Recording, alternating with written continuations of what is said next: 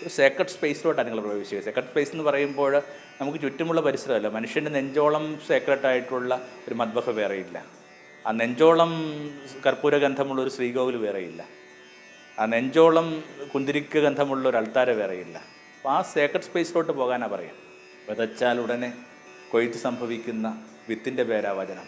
നോക്കി നിൽക്കുമ്പോഴാണ് അത് മുള വെട്ടുന്നത്, നോക്കി നിൽക്കുമ്പോഴാണ് അത് കൊയ്ത്താവുന്നത്, നോക്കി നിൽക്കുമ്പോഴാണ് അതിനിങ്ങനെ കതിരുണ്ടാവുന്നത്. ഓർമ്മിക്കണം, വിതക്കാനല്ല കൊയ്ത്തിനെ സഹായിക്കുക എന്നുള്ളത് മാത്രമാണ് ധർമ്മം. തമോന്മുഖം ജീവിതം പ്രഭാമയം സന്നിധാനം.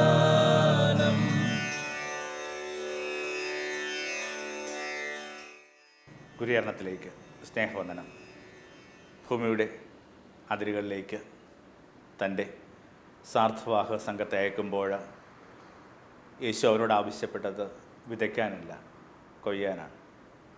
വളരെ കൃത്യമായിട്ട് വളരെ വിനയപൂർവ്വം നമ്മൾ മനസ്സിലാക്കേണ്ട ഒരു വിചാരമായത്, വിതയ്ക്കുന്നത് ഈ മനുഷ്യരൊന്നുമല്ല.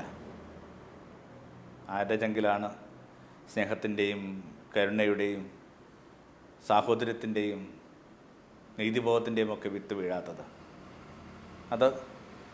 അതിൽ തന്നെ കുഞ്ഞുങ്ങളുടെ ഭാഷയിൽ ബൈ ഡിഫോൾട്ട് ഓരോരുത്തരുടെയും നെഞ്ചിലുണ്ട്. പിന്നെ കൊയ്ത്ത ഒരാളും ഇത്രയും പ്രസാദാത്മകമായിട്ട് ലോകത്തെ ഇതിനു മുമ്പ് നിരീക്ഷിച്ചിട്ടുണ്ടാവില്ല. ലോകം കൊയ്ത്തിന് പാകപ്പെട്ടിരിക്കുകയാണ് പറയുന്നത്. എൻ്റെ അർത്ഥം അൾട്ടിമേറ്റ് അവബോധമാണ്, അൾട്ടിമേറ്റ് സ്നേഹമാണ്. കൊയ്ത്ത് കാര്യങ്ങൾ കുറേ കൂടി ക്രോഡീകരിക്കാൻ വേണ്ടിയാണ്, ഏകാഗ്രമാക്കാൻ വേണ്ടിയാണ്, ബോധത്തിൻ്റെ കളപ്പുരകളിലേക്ക് ചില കാര്യങ്ങൾ ശേഖരിക്കാൻ വേണ്ടിയാണ്. ഭൂമി കൊയ്ത്തിന് പാകപ്പെട്ടിരിക്കുന്ന പറയുന്നത് പഴത്തിൻ്റെ കാലമാണ്. പാകപ്പെടുന്ന ഒരു കാലത്തിൻ്റെ പേരാണ്, ഈ മച്ചുറാവുന്ന ഒരു കാലത്തിൻ്റെ പേരാണ് ഈ കൊയ്ത്ത് കാലം, പഴക്കാലം എന്നൊക്കെ പറയുക. ഇതിനു മുമ്പ് ആ ഒരു സൂചന നമുക്ക് ലഭിക്കുന്നുണ്ട്.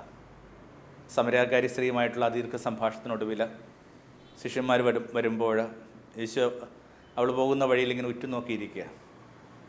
വെള്ളം കോരാൻ വന്ന ആ സ്ത്രീ കുടം പോലും അവൻ്റെ പാദങ്ങൾ വെച്ചിട്ട് നടന്നു പോവുകയാണ്. അവൾ നോക്കിക്കൊണ്ട് യേശു ഇങ്ങനെയാണ് ആത്മകഥം പറയുന്നത്, നിങ്ങൾ പറയുന്നു കൊയ്ത്തിന് ഇനി 4 മാസം കൂടി ഉണ്ടെന്ന്. അത് നോക്കൂ, കൊയ്ത്ത് ഇപ്പോൾ തന്നെ സംഭവിച്ചിരിക്കുന്നു. മനുഷ്യരുടെ നെഞ്ച് കൊയ്ത്തിന് പാകപ്പെട്ടിരിക്കുന്നുള്ള ബോധം, വലിയ പെസിമിസമൊക്കെ നമ്മുടെ ജീവിതത്തിലേക്ക് കടന്നു വരുമ്പോൾ ഓർമ്മിച്ചെടുക്കാനും ധ്യാനിച്ചെടുക്കാനും പറ്റിയ എന്തൊരു പ്രാർത്ഥനാ ദുരിതം. ഓരോ മനുഷ്യനും ഇങ്ങനെ പാകപ്പെടുകയാണ്. പാകപ്പെട്ട മനുഷ്യരെയാണ് നമ്മൾ അഭിമുഖീകരിക്കുന്നത്. ഇത് വാസ്തവത്തിൽ ഈ സുവിശേഷ സംഭാഷണത്തിൻ്റെ മാത്രം ബോധമല്ല. എന്തിലേർപ്പെടുമ്പോഴും ഓർമ്മിക്കണം, നിങ്ങൾ പാകപ്പെട്ട മനുഷ്യരെയാണ് അഭിസംബോധന ചെയ്യുന്നത്. എത്രയോ നാളുകൾക്ക് മുമ്പ് ഒരു കുറിപ്പെഴുതുമ്പോൾ കെ.പി. അപ്പൻ സാറ് അതിന് ശീർഷകമായി കൊടുത്തിരിക്കുന്നത് ഇങ്ങനെയാണ്: എൻ്റെ വിവേകശാലിയായ വായനക്കാരന് വേണ്ടി. വായനക്കാരൻ എഴുത്തുകാരനേക്കാൾ വിവേകശാലിയാണ്. വിദ്യാർത്ഥി അധ്യാപകനേക്കാൾ കുറേ കൂടി ധാരണയുള്ളതായിരിക്കാം. കുഞ്ഞുങ്ങൾ പേരൻസിനേക്കാൾ കുറേ കൂടി കരുണയുള്ളവരായിരിക്കാം. ആ ഒരു അടിസ്ഥാന വിനയം പുലർത്താനായിട്ട് സൂചിപ്പിക്കുന്ന വലിയൊരു സൂചനയാണ് ഭൂമിയുടെ ഹൃദയമൊക്കെ ഇങ്ങനെ കൊയ്ത്തിന് പാകപ്പെട്ടിരിക്കുന്നുവെന്ന്. അപ്പോൾ അത്രയും വിനയത്തിൽ വേണം ഇത്തരം ചില സദ്വാർത്തയുമായിട്ട് ബന്ധപ്പെട്ട ചില കാര്യങ്ങൾ ഏർപ്പെടുമ്പോൾ ഓരോരുത്തരും പുലർത്തേണ്ടത്, ശ്രദ്ധിക്കേണ്ടത്. ഏറ്റവും നല്ലൊരു സുവിശേഷ ഒരു സബരിയുമായി ബന്ധപ്പെട്ട വിചാരം ലഭിക്കുന്നത് ലാറ്റിൻ അമേരിക്കയിൽ നിന്നാണ്. ഞാൻ ചെറിയ പ്രായത്തിൽ വായിച്ചൊരു പുസ്തകത്തിൻ്റെ ഒരു തലക്കെട്ടൊക്കെ ഞാൻ മറന്നുപോയി. എങ്ങനെ സുവിശേഷം പ്രഘോഷിക്കണമെന്ന് ചോദിക്കുമ്പോൾ ഇങ്ങനെയാണെന്ന് പറഞ്ഞു കൊടുക്കുന്ന ഒരു സൂചന. അതെങ്ങനെയാണ്? തനിക്ക് എവിടെ നിന്ന് അപ്പം കിട്ടിയെന്ന് ഒരു യാചകൻ കൂട്ടുയാചകരോട് പറയുന്ന അത്രയും ഭവ്യതയോടുകൂടി, അത്രയും വിനയപൂർവ്വം. കാര്യം വ്യക്തമായെന്ന് ഞാൻ വിചാരിക്കുന്നു. എല്ലാവരും യാചകർ തന്നെ. പിന്നെ എന്തുകൊണ്ടാണ് ഈ മനുഷ്യൻ ഇങ്ങനെ സംസാരിക്കുന്നത്, അല്ലെങ്കിൽ എന്തുകൊണ്ടാണ് ഈ മനുഷ്യൻ ഇങ്ങനെ പറയുന്നത്? ഇന്നലെ ഒരിടത്ത് ഞാൻ യാചിക്കാൻ പോയപ്പോൾ എനിക്ക് ആ വീട്ടിൽ നിന്ന് ഒരു പാത്രം ഭക്ഷണം കിട്ടി. നിങ്ങളും അവിടെ പോയി കഴിഞ്ഞെന്നാൽ നിങ്ങൾക്കും അവിടെ നിന്ന് ഭക്ഷണം കിട്ടുമെന്ന് പറഞ്ഞു കൊടുക്കുന്ന ഏറ്റവും വിനയപൂർവ്വമുള്ള, ഏറ്റവും സൗഹാർദ്ദപൂർവമായ ഒരു കാര്യത്തിൻ്റെ പേരാണ് ഈ സുവിശേഷ പ്രഘോഷണം എന്ന് പറയുക. ആ വിനയമൊക്കെ വാസ്തവത്തിൽ ഈ 12,000 വർഷം മുമ്പ് യേശു പറഞ്ഞിരിക്കുന്ന ഈ സ്റ്റേറ്റ്മെൻറ്റിൽ നിന്ന് തന്നെയാണ് പൊടിക്കുന്നത് ഞാൻ വിചാരിക്കുന്നു. ഭൂമി കൊയ്ത്തിന് വേണ്ടി പാകപ്പെട്ടിരിക്കുന്നു. ശേഖരിക്കാനായിട്ട് അവരെ സഹായിക്കുക. കാലാകാലങ്ങൾക്കകത്ത് ഓരോരോ കാര്യങ്ങൾ ശേഖരിച്ചില്ലെങ്കിൽ ഒരു നശിച്ചു പോകുക എന്ന് പറഞ്ഞൊരു പ്രശ്നമുണ്ട്. വിശേഷിച്ചും വലിയ പഴമര കാടുകളിലൊക്കെ അത് നമ്മൾ കാണാറുണ്ട്. ഇങ്ങനെ ഒരുപക്ഷെ വളരെയേറെ കാര്യങ്ങൾ നശിച്ചു പോകുന്നതായിട്ട് നമ്മൾ കാണാറുണ്ട്. അപ്പം അതിന് കുറച്ചുകൂടി ഒരു ഏകാഗ്രത ഉണ്ടാവുക, ബോധത്തിൻ്റെ കളപ്പുരകളിലേക്ക് കാര്യങ്ങൾ ഭംഗിയായിട്ട് എടുത്തു വെക്കുക എന്നൊക്കെ ഉള്ള ചില കർമ്മങ്ങൾക്കകത്ത് ഈ കാറ്റലിസ്റ്റ് ആവുക എന്ന് പറയുന്ന റോള് മാത്രമേ ഒരു സുവിശേഷ പ്രഘോഷനുള്ളൂ. കാറ്റലിസ്റ്റാണ് ഒരു കാര്യത്തെ ഉദ്ദീപിക്കാൻ വേണ്ടി നമ്മൾ ലാബുകളിലൊക്കെ ചില കാര്യങ്ങളൊക്കെ കുറേ കൂടി സ്പീഡ് ത്വരിതപ്പെടുത്താൻ വേണ്ടി നമ്മൾ ഉപയോഗിക്കുന്ന ഒരു ഘടകത്തിൻ്റെ പേരാണ് ഈ പറഞ്ഞ കാറ്റലിസ്റ്റ് എന്ന് പറയുക. ഒരു കാറ്റലിസ്റ്റ് എന്ന് പറയുന്നൊരു പർപ്പസ് മാത്രമേ ഉള്ളൂ. നമുക്കും ഭൂമിയെ അങ്ങനെ തന്നെ കാണുന്നതായിരിക്കും നല്ലത്. നമ്മൾ വിചാരിക്കുന്നതിനേക്കാൾ കൂടുതൽ ഒരു പെസിമിസം നമ്മുടെ കാലത്ത് ഇങ്ങനെ നുഴഞ്ഞു കയറുന്നുണ്ട്. ഒന്നും നേരെയാവില്ല, ഒക്കെ മോശമാണ്, ചെറുപ്പക്കാർ മോശമാണ്, കല മോശമാണ് എന്നൊക്കെ പറയുന്ന മറ്റുള്ള സംഭാഷണങ്ങൾ കേൾക്കുമ്പോൾ യേശുവൊക്കെ പറയുന്ന പാകപ്പെട്ട ഈ പഴങ്ങളുള്ള കതിരുള്ള ഭൂമിയെക്കുറിച്ചുള്ള ആ ഒരു പ്രതീക്ഷയുടെ സൂചനയോ ധ്വനികളോ ഒന്നും അതിനകത്ത് വരുന്നില്ല. ലോകം കുറേ കൂടി ഭംഗിയുള്ളതായി മാറുന്നു തന്നെ ഞാൻ വിചാരിക്കുന്നത്. ഈ കഴിഞ്ഞ തൊട്ട് മുമ്പത്തെ ദിനത്തിൽ ഒരു ചിത്രം കാണാനായിട്ട് പോയി. ഒരു സ്നേഹിതൻ്റെ സ്ക്രിപ്റ്റാണ്, ടോം നാണ്ടറിൻ്റെ പേര്. ആദ്യത്തെ ഒരു വർക്കാണ്. സംവിധാനമൊക്കെ പുതിയ ആൾക്കാരാണ്. തിയേറ്ററിനകത്തുള്ള ചെറിയ ചെറിയ ചലനങ്ങളെന്ന് പറയുന്നത് ഞാൻ ശ്രദ്ധിക്കുകയായിരുന്നു. പണ്ടൊക്കെ ഒരു സിനിമയ്ക്കകത്ത് കുറേ അധികം പേരെയൊക്കെ ഇങ്ങനെ നായകൻ ഇടിച്ചു വീഴ്ത്തുമ്പോഴാണ് ഈ കരഘോഷങ്ങൾ മുഴങ്ങുന്നത്. എന്നാൽ ഈ സിനിമയിൽ മനുഷ്യർ വളരെ സ്വാഭാവികമായി കൈയടിച്ച ഒരു മുഹൂർത്തമുണ്ടായിരുന്നു. ഒരു വലിയമൊക്കെ ആയിട്ട് ബന്ധപ്പെട്ടൊരു അതിൻ്റെ ഒരു പശ്ചാത്തലത്തിൽ അതിൻ്റെ ബാക്ക്ഡ്രോപ്പിൽ ചെയ്തിരിക്കുന്ന ചിത്രമായത്. ഒരു അന്യദേശത്തുള്ള ഒരു ആളെ ഈ ടീമിൽ ഉൾപ്പെടുത്തിയതിൻ്റെ പേരിൽ ഈ മുഴുവൻ അംഗങ്ങളും വലിയ വൈമുഖ്യം കാണിക്കുന്നുണ്ട് അവനുമായിട്ട് മുമ്പോട്ട് പോകാനായിട്ട്. അവനുമായിട്ട് ചില പ്രശ്നങ്ങളുണ്ടാക്കുന്നു. പിന്നെ കാര്യങ്ങൾക്കകത്തൊക്കെ കുറച്ച് പ്രകാശമുണ്ടാകുമ്പോൾ ഇവർ ഈ കൂട്ടുകാരനെ തപ്പി വരികയാണ്. അവരിങ്ങനെ ഒരിടത്തിങ്ങനെ ചുരുണ്ടുകൂടി കിടപ്പുണ്ട്. വിനായക് എന്ന് പറയുന്ന ഒരു ബംഗാളി ചെറുപ്പക്കാരൻ. അവൻ്റെ അടുക്കലേക്ക് ചെന്നിട്ട് ഇവരിങ്ങനെ ഏറ്റവും അനുതാപത്തോടും ഏറ്റവും ഖേദത്തോടും കൂടി അവനെ ഇങ്ങനെ ചേർത്ത് പിടിക്കുമ്പോൾ ഈ തിയേറ്ററിൽ കരഘോഷം മുഴങ്ങുകയാണ്. അപ്പോൾ എനിക്ക് തോന്നുന്നു മനുഷ്യരുടെ ഭാവനകളൊക്കെ ഈ പറഞ്ഞത് കണക്ക് ദൈവരാജ്യത്തിന് വേണ്ടി പാകപ്പെട്ടിട്ടുണ്ട്. ദൈവരാജ്യം എന്ന് പറയുമ്പോൾ വളരെ കൃത്യമായിട്ട് പൗലോസ് പറയുന്ന കണക്ക് അത് ഭക്ഷണമോ പാനീയവുമല്ല, മറിച്ച് സ്നേഹവും നീതിബോധവും സമതയുമൊക്കെയാണ് ദൈവരാജ്യം എന്ന് പറയുക. ഭൂമി ഇങ്ങനെ പാകപ്പെട്ടുകൊണ്ടിരിക്കുക. ആ ഒരു വിനയത്തോടു കൂടി വേണം നമ്മൾ ഓരോ മനുഷ്യരെയും കാണാനും കരംകുപ്പാനും ഒക്കെ. ആ ഭാരതീയ ആ ഒരു അഭിവാദ്യം പോലും എങ്ങനെ വരുന്നത്? ഈ അപരന് എനിക്ക് തുല്യമോ അല്ലെങ്കിൽ എന്നെക്കാൾ ഏറെയോ മൂല്യമുണ്ടെന്ന് കാട്ടാൻ വേണ്ടിയാണ് എല്ലാ അഭിവാദ്യ സങ്കല്പങ്ങളും ആരംഭിക്കുന്നത്. നമസ്തേ എന്ന് പറഞ്ഞ വാക്കിൻ്റെ അർത്ഥം എന്താണ്? പല രീതിയിൽ ഇങ്ങനെ ചെറിയ ചെറിയ വ്യത്യാസങ്ങളോട് മനുഷ്യർ അതിൻ്റെ അർത്ഥം പറയുമ്പോഴും അതിൻ്റെ ഒക്കെ ഒരു അടിസ്ഥാന ഘടന എന്ന് പറയുന്നത് എൻ്റെ ഉള്ളിലെ ദൈവികത, നിൻ്റെ ഉള്ളിലെ ദൈവികത നമസ്കരിക്കുന്നുള്ള the divine in me salute the divine in you. അത്രയും ആദരവോടുകൂടിയും അത്രയും ബഹുമാനത്തോടും കൂടിയും ഒക്കെ ഭൂമിയെ തൊടാനും ഭൂമിയെ സമീപിക്കാനും ഒക്കെയാണ് അവിടെ നിന്ന് ആവശ്യപ്പെടുക. അതുകൊണ്ടൊക്കെ തന്നെ ആയിരിക്കണം വളരെ വ്യക്തമായിട്ട് പറയുന്നുണ്ടല്ലോ യാത്രയ്ക്ക് പോകുമ്പോൾ ഈ ചെരുപ്പ് ഉപേക്ഷിക്കാനായിട്ട്. ഒരു സേക്രഡ് സ്പേസിലോട്ടാണ് നിങ്ങൾ പ്രവേശിക്കുക. സേക്രഡ് സ്പേസ് എന്ന് പറയുമ്പോൾ നമുക്ക് ചുറ്റുമുള്ള പരിസരമല്ല, മനുഷ്യൻ്റെ നെഞ്ചോളം സേക്രട്ടായിട്ടുള്ള ഒരു മദ്ബഹ വേറെയില്ല. ആ നെഞ്ചോളം കർപ്പൂരഗന്ധമുള്ള ഒരു ശ്രീകോവിൽ വേറെയില്ല. ആ നെഞ്ചോളം കുന്തിരിക്ക ഗന്ധമുള്ള ഒരു അൾത്താര വേറെയില്ല. അപ്പോൾ ആ സേക്രഡ് സ്പേസിലോട്ട് പോകാനാണ് പറയാം. ഏറ്റവും ആദരവോടുകൂടി ഒരാൾ ഏർപ്പെടേണ്ട ഒരു നിയോഗത്തിൻ്റെ പേരാണ് ഈ സുവിശേഷ പ്രഘോഷണം. ഓർമ്മിക്കണം, വിതക്കാനല്ല കൊയ്ത്തിനെ സഹായിക്കുക എന്നുള്ളത് മാത്രമാണ് ധർമ്മം. എനിക്കൊരു പക്ഷേ എൻ്റെ ഒരു സുവിശേഷ സംഭാഷണങ്ങളിൽ കൃത്യമായൊരു ക്ലാരിറ്റി കിട്ടുന്നത് എൻ്റെ ഒരു ചെറിയ പ്രായത്തിൽ വായിച്ചൊരു പുസ്തകമാണ്. അതിനകത്ത് എങ്ങനെ സുവിശേഷ പ്രഘോഷണം നടത്തണമെന്നതിനെക്കുറിച്ച് വളരെ കൃത്യമായിട്ടുള്ള ഒരു സൂചന ഉണ്ടാകും. ധാർഷ്ട്യങ്ങൾ ആവശ്യമില്ലാതെ, എക്സെപ്റ്റേഷൻസ് ആവശ്യമില്ലാതെ, വിധിവാചകങ്ങളില്ലാതെയൊക്കെ സുവിശേഷം പറഞ്ഞ ഒരാളുടെ ആ ഒരു കൃത്യമായ പ്രകാശം ആ പുസ്തകത്തിനകത്തുണ്ടായിരുന്നു. അതിനകത്ത് എങ്ങനെയാണ് സുവിശേഷം പ്രഘോഷിക്കേണ്ടതിനെക്കുറിച്ച് ഇങ്ങനെയാണ് സൂചിപ്പിക്കുന്നത്. തനിക്ക് എവിടെ നിന്ന് അപ്പം കിട്ടിയെന്ന് ഒരു യാചകൻ കൂട്ടിയാചകരോട് പറഞ്ഞു കൊടുക്കുന്ന രീതിയുടെ പേരാണ് സുവിശേഷ പ്രഘോഷണം. എന്താ അത് അങ്ങനെ പറയുന്നതിൻ്റെ അർത്ഥം? എല്ലാവരും യാചകരാണ്. എല്ലാവർക്കും എന്തോ ചില കാര്യങ്ങൾക്കകത്ത് ഒരു കുറവും പരിമിതിയും ഒക്കെ അനുഭവപ്പെടുന്നുണ്ട്. നമ്മളിൽ തന്നെ സെൽഫ് റിയലൈസ്ഡ് അല്ല, പൂർണ്ണമായൊരു പ്രകാശത്തിലെത്തിയവരല്ല. നമുക്കൊക്കെ നമ്മുടെ അലച്ചിലുകളും സ്ട്രഗിളുകളും ഒക്കെ ഉണ്ട്. എല്ലാവർക്കും ഉണ്ട്. ഈ പറയുന്ന ആൾക്കും ഈ എല്ലാ മനുഷ്യർക്കും ഇതുണ്ട്. പിന്നെ എന്തുകൊണ്ടാണ് ഈ മനുഷ്യൻ ഇതൊക്കെ പറയുന്നത്? ഇന്നലെ ഞാൻ എൻ്റെ ഭിക്ഷാടനത്തിന് പോകുമ്പോൾ എനിക്കൊരു വീടിനകത്തുനിന്ന് ഒരമ്മ ഒരിത്തിരി ഭക്ഷണം തന്നു, ഒരു പാത്രം അന്നം തന്നു. നിങ്ങളും അവിടെ പോയി കഴിഞ്ഞെന്നാൽ നിങ്ങൾക്കും അവിടെ നിന്ന് അന്നം കിട്ടുമെന്ന് പറയുന്ന രീതിയുടെ പേരാണ് സുവിശേഷ പ്രഘോഷണം. അതിങ്ങനെ വലിയ സഹാനുഭൂതിയിലും വലിയ കരുണയിലും വലിയ മതിപ്പിലുമൊക്കെ അനുവർത്തിക്കേണ്ട ഒന്നാണ്. അങ്ങനെ ആവർത്തിക്കുകയാണ്. തനിക്ക് എവിടെ നിന്ന് അപ്പം കിട്ടിയെന്ന് ഒരു യാചകൻ കൂട്ടുയാചകരോട് പറയുന്ന രീതിയുടെ പേരാണ് സുവിശേഷ പ്രഘോഷണം. വാസ്തവത്തിൽ ഇതൊന്നും പിന്നീടുണ്ടായ ഒരു സെൻസിബിലിറ്റിയുടെ ഭാഗമായിട്ട് സംഭവിച്ചതല്ല. യേശു പറഞ്ഞ കാര്യങ്ങൾക്കും ഇതെല്ലാം മെഡിറ്റേഷനാണ്. കൊയ്ത്ത് പറയുന്നതിൻ്റെ അൾട്ടിമേറ്റ് റെസ്പെക്റ്റ്. ഈ ഒരു വിചാരം സമരക്കാരി സ്ത്രീയുമായി ബന്ധപ്പെട്ട ഭാഗത്ത് നമ്മൾ വായിക്കുന്നുണ്ട്. ദീർഘമായൊരു സംഭാഷണം. ആ ദീർഘമായൊരു സംഭാഷണത്തിനിടയിൽ വലിയ മാറ്റങ്ങളുണ്ടാവുകയാണ്. അവളുടെ ജീവിതത്തിലേക്ക് അവിടെ നിന്നിങ്ങനെ ബോധവും സ്നേഹവും നിലപാടും ഒക്കെ ഇങ്ങനെ നിറയ്ക്കുക. അവളുടെ ചങ്കിനെ നിറച്ചത്.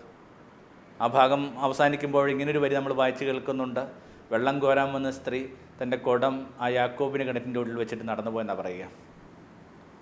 ഞാൻ ചിലപ്പോൾ ആലോചിക്കാറുണ്ട്, ഇപ്പോഴും ഉണ്ടാവണം ആ കഴിഞ്ഞു പോയൊരു കാലത്തിൻ്റെ അടയാളം കണക്ക് ഇങ്ങനെ പൊടിഞ്ഞു തുടങ്ങിയ ഈ പറയുന്ന വഴുകുന്ന ഈ പായൽ പിടിച്ചൊരു കുടം ആ കിണറ്റിൻ വക്കിൽ. എന്നിട്ട് ഇപ്പോൾ ഇങ്ങനെ നടന്നു പോകുമ്പോൾ ശിഷ്യന്മാർ വരുന്നു. യേശു തന്നോട് തന്നെ പറഞ്ഞതായിരിക്കണം, ഉറക്കിയത് ആയിപ്പോയതുകൊണ്ട് നമ്മൾ കേൾക്കുന്നുണ്ട്. എന്താണത്? നിങ്ങൾ വിചാരിക്കുന്നു കൊയ്ത്തിന് ഇനി 4 മാസം കൂടി ഉണ്ടെന്ന്. കണ്ണുയർത്തി നോക്കുക, ഇപ്പോൾ തന്നെ കൊയ്ത്ത് സംഭവിച്ചിരിക്കുന്നു.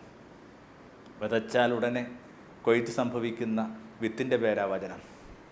നോക്കി നിൽക്കുമ്പോഴാണ് അത് മുള വെട്ടുന്നത്, നോക്കി നിൽക്കുമ്പോഴാണ് അത് കൊയ്ത്താവുന്നത്, നോക്കി നിൽക്കുമ്പോഴാണ് അതിനിങ്ങനെ കതിരുണ്ടാവുന്നത്. ആ ഒരു ഭാഗത്തെ ഒക്കെ വളരെ പോയറ്റിക്കായിട്ട് സുവിശേഷ വ്യാഖ്യാനിക്കുന്നവരൊക്കെ പറയാറുണ്ട്. ഇങ്ങനെ ഒരു തലയെടുപ്പുള്ള ഒരു തണ്ടിൻ്റെ പേരായി കതിരെന്ന് പറയുന്നത്. ഇത്രയും നാൾ ഈ സ്ത്രീ ഇങ്ങനെ കുനിഞ്ഞു പിടിച്ച് പോവുകയായിരുന്നു. അപ്പോൾ അവളിങ്ങനെ നേരെ നിൽക്കുക. അവളെ നേരെ നിൽക്കാനായിട്ട് യേശു അവളെ സഹായിക്കുക. അവളുടെ മീതെ ഉണ്ടായിരുന്ന എല്ലാ നോവുകളും യേശു എടുത്തു മാറ്റുക. നിങ്ങൾ പറയുന്നു കൊയ്ത്തിന് 4 മാസം കൂടി ഉണ്ടെന്ന്. കണ്ണുയർത്തി നോക്കുക, ഇപ്പോൾ തന്നെ കൊയ്ത്ത് സംഭവിക്കുന്നു. അപ്പോൾ ഭൂമിയെ കുറേ കൂടി ഭംഗിയായിട്ട് കണ്ടെന്നല്ല, ഭൂമി നമ്മൾ വിചാരിക്കുന്ന കണക്ക് മോശപ്പെട്ട ഇടമൊന്നുമല്ല. ആരിലാണ് സ്നേഹത്തിൻ്റെയും നന്മയുടെയും സമഭാവനയുടെയും ഒക്കെ വിത്ത് ആ പരാശക്തി നിക്ഷേപിക്കാത്തത്, ആദിവിധക്കാരൻ നിക്ഷേപിക്കാത്തത്? ഈ കൊയ്ത്തിൻ്റെ ഒരു ഘട്ടത്തിൽ എവിടെയോ ഒരു കാറ്റലിസ്റ്റ് ആവുക എന്ന് പറയുന്നത് മാത്രമാണ് നമ്മുടെ ധർമ്മം. വളരെ വ്യക്തമായ സൂചനകൾ ഇത്തരം യാത്രകൾക്ക് വേണ്ടി അവിടെ നിന്ന് കരുതി വെക്കുന്നുണ്ട്. ഒരു മസ്റ്റായിട്ട് നമ്മൾ മെഡിറ്റേറ്റ് ചെയ്യേണ്ട ഒരു ഭാഗം എന്ന് പറയുന്നത് മാത്യു 10 തൊട്ടുള്ള ഭാഗം. ഭൂമിയുടെ അതിരുകളിലേക്ക് അവരയക്കുമ്പോൾ യേശു കൊടുക്കുന്ന നിർദ്ദേശങ്ങളാണ്. അതിൻ്റെ ഒരു സമാന്തര വായന നമുക്ക് കിട്ടുന്നത് ലൂക്കാ 10-ലാണ്. എന്ത് മൈന്യൂട്ടായ കാര്യങ്ങളുടെ മീതെയാണ് അവിടുന്ന് ശ്രദ്ധ ചെലുത്തുന്നത്. അവിടെ വളരെ കൃത്യമായിട്ട് പറയുന്നൊരു കാര്യം ഒന്ന് സൂചിപ്പിച്ച് അവസാനിപ്പിക്കാമെന്ന് കരുതുക. നിങ്ങളുടെ ഈ സഞ്ചാരത്തിൽ ഏതിടത്തിൽ ചെല്ലുമ്പോഴും ആ ഇടത്തിൽ അർഹതയുള്ളവരെ കാണുക, അവരോടൊപ്പം വസിക്കാനാണ് പറയുക. എനിക്ക് തോന്നുന്നു നമ്മുടെ സൗഹൃദങ്ങളുടെയും നമ്മുടെ സ്നേഹാന്വേഷണങ്ങളുടെയും ദിശ കൂടി നിശ്ചയിക്കപ്പെട്ടിട്ടുണ്ട്. ഓരോ ഇടങ്ങൾക്കകത്തും ഈ ക്വാളിറ്റി ഉള്ള മനുഷ്യരോടൊപ്പം ആയിരിക്കാമെന്ന് പറയുക. ക്വാളിറ്റി എന്ന് പറയുമ്പോൾ നിങ്ങൾ പഠിച്ച വിദ്യാഭ്യാസമോ നിങ്ങളുടെ ബാങ്കിലെ ഒരു അക്കൗണ്ട് ഡീറ്റെയിൽസോ ഒന്നും ഈ കുലീനതയുമായി ബന്ധപ്പെട്ട പദമല്ല. കുലീനത ഒരു ആറ്റിറ്റ്യൂഡ് ഓഫ് ലൈഫാണ്. രാജകീയ പുരോഹിത ഗണമെന്നൊക്കെ ഉള്ള വിശേഷണം പൗലോസ് പറയുന്നുണ്ട്. ഓർമ്മിക്കണം, 3 നൂറ്റാണ്ടോളം അടിമകളായി മാത്രം ജീവിച്ചിരുന്ന കൂലിപ്പണിക്കാരുടെയും മരപ്പണിക്കാരുടെയും മത്സ്യത്തൊഴിലാളികളുടെയും ദളിതരുടെയും ഒക്കെ ഒരു സമൂഹത്തിൻ്റെ പേരായിരുന്നു സഭയെന്ന് പറയുക. അത്തരമൊരു സമൂഹത്തിൽ നിന്നുകൊണ്ട് പൗലോസ് വിശേഷിപ്പിക്കുന്ന വാക്ക് രാജകീയ പുരോഹിതമെന്ന, റോയൽ പ്രീസ്റ്റ് എന്നാണ് പറയുക.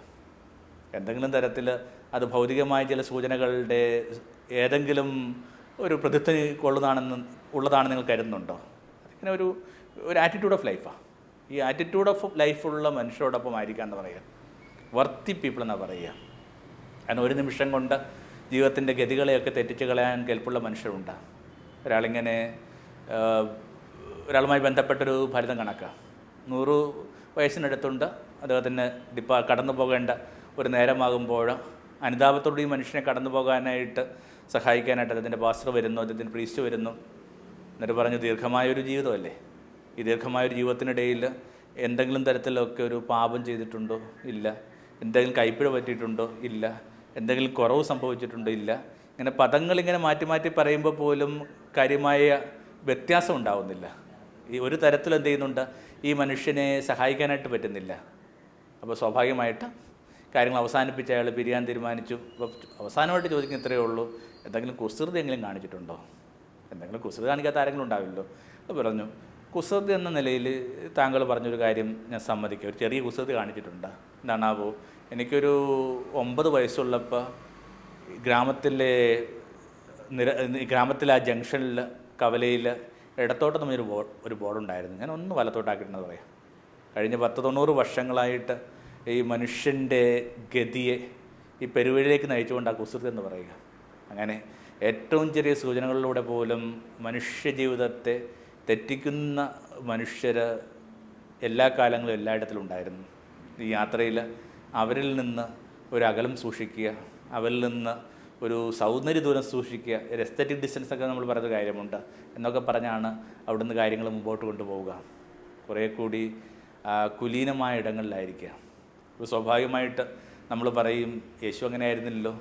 യേശു ഈ പറഞ്ഞ ഇടറിപ്പോയ സ്ത്രീകളുടെയും ചുങ്കക്കാരുടെയും ഒക്കെ അല്ലെങ്കിലും മദ്യപരുടെ വീഞ്ഞ് യേശു ലഭിക്കുന്നൊരു വിശേഷണം പോലും അതാണ്, അങ്ങനെ വീഞ്ഞു കൂടി എന്നൊക്കെ ഉള്ളത്. അപ്പോൾ അങ്ങനെയുള്ള സമൂഹങ്ങളിലായിരുന്നല്ലോ യേശു. തീർച്ചയായിട്ടും. അപ്പോൾ പിന്നെ ഈ പറയുന്ന അർത്ഥം എന്താണ്, അന്തിയിൽ യേശു മടങ്ങിപ്പോയ ഒരിടമുണ്ട്. 10-12 ചെറുപ്പക്കാർ ഭൂമിയെക്കുറിച്ച് വളരെ പകട്ടുള്ള വളരെ നിർമ്മലമായ സ്വപ്നങ്ങൾ ഇങ്ങനെ സ്ത്രീകൾ കുഞ്ഞുങ്ങൾക്ക് വേണ്ടി, പിറക്കാൻ പോകുന്ന കുഞ്ഞുങ്ങൾക്ക് വേണ്ടി ഉടുപ്പ് നെയ്യുന്ന കണക്ക് ഇങ്ങനെ പലതരം നൂലുകൊണ്ട് നെയ്തുകൊണ്ടിരിക്കുക. ആ ഇടത്തിൻ്റെ പേരാണ് ഈ പറഞ്ഞ സത്സംഗം എന്നൊക്കെ പറയുക. സത്സംഗങ്ങളിലായിരിക്കുക എന്നുള്ളത് തന്നെയാണ് സൂചന. ഭേദപ്പെട്ട ജീവിതത്തിന് ഭേദപ്പെട്ട പരിസരം ആവശ്യമുണ്ട്. ഒരു പുസ്തകം വായിച്ചിട്ടുണ്ട്, എവിടെ നിന്നാണ് ഈ നല്ല ആശയങ്ങൾ വരിക എന്നർത്ഥത്തിലുള്ള ശീർഷകമാണ് അതിൻ്റേത്. Natural history of innovation, where do good ideas come from. അപ്പോൾ ആ പുസ്തകത്തിനകത്ത് പറയുന്നൊരു കാര്യമുണ്ട്, ഒരു 18-ാം നൂറ്റാണ്ടിലൊക്കെ ഈ പറയുന്ന നവോത്ഥാന കാലമൊക്കെ യൂറോപ്പിൽ അതിനോടൊപ്പം തന്നെ ഈ വ്യാപാരവുമായിട്ട് വ്യവസായങ്ങളുമായി ബന്ധപ്പെട്ട ഉണർവുണ്ടാവുന്നു. യൂറോപ്പിൻ്റെ ഒരു ഫീച്ചർ എന്ന് പറയുന്നത് മനുഷ്യർ വെള്ളത്തേക്കാൾ കൂടുതൽ അന്ന് ബിയർ കുടിച്ചിരുന്നു. അത് ഏതെങ്കിലും തരത്തിൽ ഇങ്ങനെ കുടിച്ച് ഇങ്ങനെ ഈ പറയുന്ന കണക്ക് ഒരു ഏതെങ്കിലും തരത്തിൽ ലോകവുമായിട്ട് ബന്ധമില്ലാത്ത മട്ടിൽ നടക്കാൻ ആഗ്രഹിച്ചിട്ടുണ്ടായിരുന്നുമല്ല, മറിച്ച് വെള്ളത്തെ അവർക്ക് പേടിയായിരുന്നു. വെള്ളം ഇമ്പ്യൂർ ആണെന്ന് തോന്നി, വെള്ളത്തിനകത്ത് ശുദ്ധി ഇല്ലെന്ന്, വെള്ളത്തിനകത്ത് അണുക്കളുണ്ടെന്നൊക്കെ ഒരു ധാരണ ഉണ്ടായിരുന്നു. നമുക്കിടയിൽ സംഭവിച്ച കാര്യങ്ങൾ തന്നെ. സ്കൂളൊക്കെ പഠിക്കുമ്പോൾ നമ്മൾ കിണർ വെള്ളം കുടിക്കാത്ത ആരെങ്കിലും ഈ കൂട്ടത്തിനകത്ത്. ഇന്ന് നമ്മൾ ആ കിണറിനകത്ത് വെറുതെ മൂടിയിട്ടിരിക്കുക, നനക്കാൻ വേണ്ടി മാത്രം ഉപയോഗിക്കുന്ന ഒന്നായിട്ട് കിണർ മാറിയില്ലേ. അത് കണക്കൊരു പേടി മനുഷ്യർക്ക് വെള്ളത്തിന് മീതെ ഉണ്ടായിരുന്നു. ശരിയോ തെറ്റോ എന്നുള്ളതിനെക്കുറിച്ച് വലിയ ഡിബേറ്റ് നടക്കുന്ന പ്രശ്നമായത്. അപ്പം അതുകൊണ്ട് വെള്ളത്തെ റീപ്ലേസ് ചെയ്തുകൊണ്ട് ഈ ബിയർ എന്ന് പറയുന്ന സംഭവം കുടിക്കാൻ തുടങ്ങി. രാവിലെയൊക്കെ എണീറ്റ് കുടിക്കാൻ വേണ്ടി ബിയർ സൂപ്പ് വരെ ഉണ്ടായിരുന്ന പറയുക. ചുരുക്കത്തിൽ മനുഷ്യർ അവരുടെ ബോധത്തിലായിരിക്കുന്ന നിമിഷങ്ങൾ വളരെ കുറവായിരുന്നു. ആ പ്രത്യേക ഘട്ടത്തിലാണ് ഈ കോഫി ഷോപ്സ് ആരംഭിക്കുന്നത്, കാപ്പിക്കടകൾ ആരംഭിക്കുന്നത്. കാപ്പിക്കടകൾ വേറൊരു പരിസരമാണ്. അവിടെ നിങ്ങൾക്കൊരു ചൂട് കാപ്പിയുടെ മുമ്പിലിരുന്ന് കുറേ നേരം സംസാരിക്കാം, വെറുതെ ഇരിക്കാം, അങ്ങോട്ടും ഇങ്ങോട്ടും നിരീക്ഷിക്കാം, കൈകോർത്ത് പിടിച്ചിരിക്കാം. അത് കുറേ കൂടി ഒരു ബെറ്റർ സ്പേസാണ്, കുറേ കൂടി സാവകാശം തരുന്നൊരു സ്പേസാണ്. നിങ്ങളവിടെ ഇറങ്ങിപ്പോകാനായിട്ട് ആരും ആവശ്യപ്പെടുന്നില്ല. മറ്റേതങ്ങനെയല്ല, ഭയങ്കര തിരക്കുള്ള, ആരുമായി യാതൊരുവിധ ബന്ധങ്ങളും ഇല്ലാത്തൊരിടമായി പറയുന്നത്. ഞാൻ വിചാരിക്കും നമ്മുടെ ഇവിടെ സംഭവിച്ച ആ ഒരു വലിയ ഒരു സന്തോഷമുള്ള കാര്യം എന്ന് പറയുന്ന നമ്മുടെ ഇന്ത്യൻ കോഫി ഹൗസ് പറഞ്ഞ സങ്കല്പം പിടുത്തം കിട്ടിക്കഴിഞ്ഞാൽ കാര്യം മനസ്സിലാവും. ഒരു കാലത്ത് ഈ വായിക്കാനും വെറുതെ ഇരിക്കാനും ചർച്ച ചെയ്യാനും ഒക്കെ താല്പര്യമുള്ള മനുഷ്യർ ഒരു ചായയും വാങ്ങി, ഒരു കാപ്പിയും വാങ്ങി, അല്ലെങ്കിൽ 1-2 വടയൊക്കെ വാങ്ങിയിട്ട് ഇങ്ങനെ ഇരിക്കും. ഒരാൾ പോലും അവരോട് ഇങ്ങനെ എണീറ്റ് പോകാനായിട്ട് പറയുന്നില്ല. അതൊരു സ്പേസായിരുന്നു. ചുരുക്കത്തിൽ സംഭവിച്ച കാര്യം ഇതാണ്, ഈ പറഞ്ഞ ഈ ബിയർ പാർലറുകളെ ഈ കോഫി ഷോപ്സ് റീപ്ലേസ് ചെയ്തു. മനുഷ്യർ അവിടെ ഇരുന്ന് ചിന്തിക്കാനും കുറേ കൂടി കുലീനമായിട്ട് ഇടാനും കുറേ കൂടി ഭേദപ്പെട്ട ലോകത്തെക്കുറിച്ച് സ്വപ്നം കാണാനും ഒക്കെ തുടങ്ങി. അപ്പോൾ ഒരു പരിസരം വളരെ പ്രധാനപ്പെട്ടതാണ്. നമ്മൾ ഏതെങ്കിലും ഒരു കാര്യം മോശമാണെന്ന് പറഞ്ഞിട്ട് അവസാനിപ്പിക്കുക ചെയ്യുന്നത്. നമ്മളതിനെ മോശമായിട്ടെന്ന് പറഞ്ഞ് അവസാനിപ്പിക്കുന്നതിനേക്കാൾ നല്ലത് നമ്മൾ ഭേദപ്പെട്ട സാഹചര്യങ്ങൾ സൃഷ്ടിക്കുന്നുണ്ടെന്നുള്ളതാണ്. ഷാലോമൊക്കെ ആയിട്ട് ബന്ധപ്പെട്ടും എൻ്റെ ഒരു ഏറ്റവും ഹൃദ്യമായ ഒരു ഓർമ്മ അതാ വാസ്തവത്തിൽ. ഒരു കാലത്ത് പള്ളികൾ വൈദികർ ഏറ്റവും കൂടുതൽ ആക്രമിച്ചുകൊണ്ടിരുന്നത് TV ചാനലുകളെയായിരുന്നു. സീരിയലുകളൊക്കെ ആയിരുന്നു അവരുടെ ഫലിതങ്ങൾക്കകത്ത് തെല്ല് പരിഹാസത്തോടെ മുഴങ്ങിയിരുന്നത്. സീരിയൽ കാണുന്നവരെക്കുറിച്ച് ഉള്ള തെളിഞ്ഞോ മറഞ്ഞോ ഒക്കെയുള്ള പരിഹാസങ്ങളൊക്കെ അതിനകത്ത് ഇപ്പോൾ വളരെ എന്ത് ചെയ്യുന്നുണ്ട്, പൊളിറ്റിക്കലായി നമ്മൾ വിശേഷിപ്പിക്കാവുന്ന വിധത്തിലുള്ള ഫലിതങ്ങളുണ്ടായിരുന്നു. പക്ഷെ കാലാകാലങ്ങളായിട്ട് ഇതിനെ കുറ്റം പറഞ്ഞത് കൊണ്ട് മാത്രം എന്തെങ്കിലും കാര്യങ്ങൾ ഭേദപ്പെട്ടുണ്ടോ? പകരം നമ്മൾ എന്ത് സൃഷ്ടിച്ചു? ആ പകരം സൃഷ്ടിച്ചതിൻ്റെ ചില കാര്യങ്ങളുടെ ഒരു പയനിയർ നിലയിലാണ് ഞാൻ പലപ്പോഴും ഈ ഷാലോം എന്ന് പറയുന്ന സ്പേസിനെ കാണുക. ചുരുക്കത്തിൽ കുറേ കൂടി ഭേദപ്പെട്ട ഒരു സ്പേസ് സൃഷ്ടിക്കുക. ആ ഭേദപ്പെട്ട സ്പേസ് നിങ്ങളെ കുറേ കൂടി മെച്ചപ്പെട്ട പ്രകാശമുള്ള മനുഷ്യരെ രൂപപ്പെടുത്തുമെന്നുള്ള സൂചന കൂടി ഈ കൊച്ചു വർത്തമാനത്തിനകത്ത് യേശു അടക്കം ചെയ്തിട്ടുണ്ടെന്ന് ഞാൻ കരുതുന്നു. കണ്ട വിചാരങ്ങൾ കുറച്ചൊരു കൊച്ചു വർത്താനം മാത്രമായിരുന്നു. അത് വേണമെങ്കിൽ രണ്ട് രീതിയിൽ നമുക്ക് ചുരുക്കാം. ഒന്ന്, ലോകത്തോട് ഇങ്ങനെ ഒപ്റ്റിമിസ്റ്റിക് ആവുക. ലോകം ഇങ്ങനെ കൊയ്ത്തിന് വേണ്ടി കാത്തിരിക്കുക. അത്രയും പാകപ്പെട്ട, അത്രയും പൂർണ്ണതയെത്തിയ മനുഷ്യരെയാണ് ഞങ്ങൾ അഭിമുഖീകരിക്കുന്നത്. അവരോട് നമസ്തേ പറയുക. നിങ്ങൾ പറയുകയും കേൾക്കുകയും നിങ്ങൾ അഭിമുഖീകരിക്കുന്ന എല്ലാ മനുഷ്യരും നിങ്ങളെക്കാൾ വിവേകമുള്ളതും പ്രകാശമുള്ളവരാണെന്ന് മനസ്സിലാക്കി ഈ ജാപ്പാനീസ് രീതിയിലൊക്കെ ഇങ്ങനെ വന്നിക്കുമ്പോൾ ശിരസ് വന്നിട്ട് ഈ മുട്ടി തൊടുന്ന രീതിയുണ്ട്. അതിൻ്റെ അർത്ഥം നിങ്ങൾക്ക് എന്നെക്കാൾ ഇരട്ടി വലുപ്പമുണ്ട്. എല്ലാവരെയും ആ രീതിയിലൊന്ന് നമസ്കരിച്ചുകൊണ്ട് നമുക്ക് എന്തുകൊണ്ട് ചില ഭേദപ്പെട്ട ഇടങ്ങളുടെ സൃഷ്ടിയിൽ ഏർപ്പെട്ടുകൂടാ എന്ന ഒരു വളരെ സുവിശേഷ ധ്വനിയുള്ള ഒരു ക്ഷണത്തോടു കൂടി ഈ സന്ധ്യാവിചാരം അവസാനിപ്പിക്കുന്നു. Thank you so much. തമോന്മുഖം ജീവിതം പ്രഭാമയം സന്നിധാനം. തമോന്മുഖം ജീവിതം പ്രഭാമയം സന്നിധാനം.